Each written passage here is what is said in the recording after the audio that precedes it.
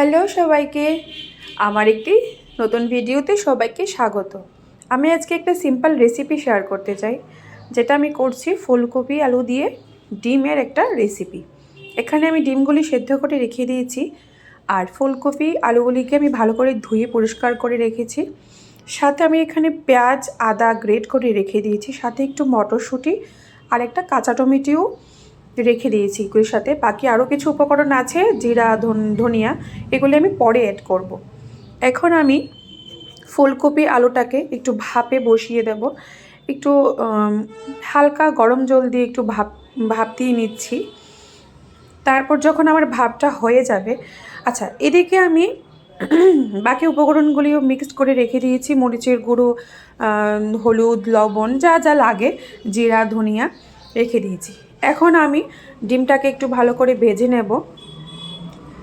ডিমটা একটু ভাজলে একটু দেখতে একটু সুন্দর লাগে, তো ডিমটাকে আমি এখানে ভালো করে ভেজে নিয়েছি। ডিমটা যখন একটু ভালো করে লাল লাল করে ভাজা হয়ে যাবে, তারপর আমি ভেজে নেব ফুলকপি আলুগুলিকে।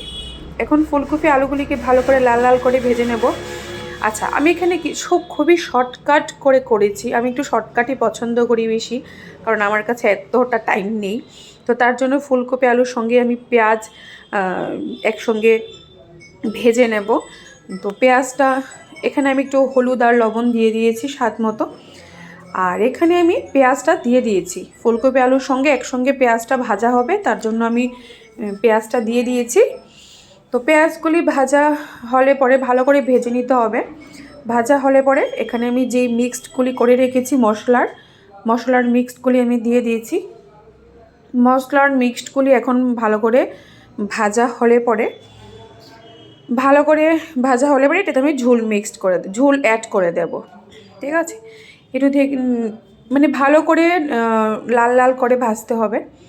তো এখানে আমি ঝোল অ্যাড করে দিচ্ছি। ঝোল অ্যাড করার পরে ভালো করে সেদ্ধ হবে। সেদ্ধ হওয়ার পর ডিমটা দিয়ে দিয়েছি। তারপর এভাবেই তৈরি হয়ে যাবে, সেদ্ধ হওয়ার পর তৈরি হয়ে যাবে আমার ডিমের রেসিপিটা। তো এখন এভাবেই নামিয়ে নিয়েছি। রেডি হয়ে গেল আমার এখন ডিম দিয়ে ফুলকপি আলুর রেসিপি। কার কার ভালো লাগে বলবেন, লাইক কমেন্ট অ্যান্ড শেয়ার করবেন। ভালো থাকবেন, সুস্থ থাকবেন।